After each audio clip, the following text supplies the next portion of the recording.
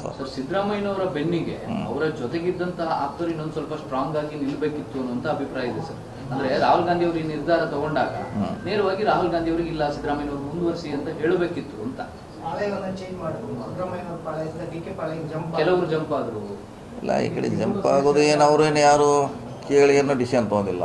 ಮುಂಚೆ ಏನು ಅಗ್ರಿಮೆಂಟ್ ಆಯ್ತು ಅದ್ರ ಪ್ರಕಾರ ಡಿಸಿಷನ್ ತೊಗೊಂಡ್ರು. ಇದರಲ್ಲಿ ಯಾರು ಹೇಳೋದು ಕೇಳೋದು, ಅವ್ರು ಸಹಿ ಮಾಡಿದ್ರು ಇವ್ರು ಸಹಿ ಮಾಡಿದ್ರು ಅನ್ನೋದು ವಾಪ ಅಷ್ಟೇ. ಇದು ಇದರಲ್ಲಿ ಯಾರು ಕೇಳಿ ಕೂಡ ಮಾತಾಡಲಿಕ್ಕೆ ಅವಕಾಶ ಇಲ್ಲವೇ ಇಲ್ಲ.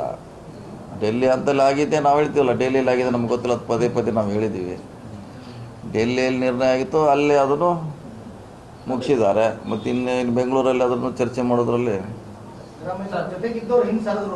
ಇಲ್ಲ ಇನ್ಸರಿ ಪ್ರಶ್ನೆ ಇಲ್ಲ. ಈಗ ಹೈಕಮಾಂಡ್ ಡಿಸಿಷನ್ ತಂದಾಗ ಪ್ರಶ್ನೆ ಬರೋದಿಲ್ಲ. ಅದು ಸಿದ್ದರಾಮಯ್ಯನವ್ರ ವಿರುದ್ಧ ಸಹಿ ಸಂಗ್ರಹ ಮಾಡಿ ಹೈಕಮಾಂಡ್ ಅದೆಲ್ಲ ಸುಳ್ಳು, ಯಾರೂ ಮಾಡಿಲ್ಲ. 37 ಜನ ಮಾಡ್ರೆ ಮತ್ತೆ 200 ಜನ ಅವ್ರ ಅಭಿಪ್ರಾಯ ಬೇಡ. 37 ಜನ ಮಾಡ್ರೆ 200 ಜನದ ಅಭಿಪ್ರಾಯ ಕೇಳಬೇಕಲ್ಲ. ಹಂಗೆ ಸುಮ್ಮನೆ ಯಾರೋ ಅದು ಹಾಕಿದಾನಂತೆ ಅದೇ ಚರ್ಚೆ ಬೇಡದು. ಮತ್ತು ಅವರೇ ಹೀರೋ ಆದಲ್ಲ 37 ಜನ 200 ಜನ ಎಲ್ಲೋದ್ರೆ ಪ್ರಶ್ನೆ. ಅದೆಲ್ಲ ಸುಳ್ಳು, ಯಾರೋ ಅವರ ಹಾಕಿದಾರೆ ವಾಟ್ಸಪ್ಪಲ್ಲಿ ಟ್ವೀಟ್ ಮಾಡ್ಯಾರಂತ ಪ್ರಮುಖ ಆಗೋಲ್ಲ. ಅದು ಯಾವುದೇ ಸಹಿ ಹೋಗಿಲ್ಲ, ಯಾರು ಚರ್ಚೆನೂ ಮಾಡಿಲ್ಲ, ಒಪ್ಪಂದ ಪ್ರಕಾರ ಆಗಿದೆ ಅಷ್ಟೇ ಅದರಲ್ಲಿ.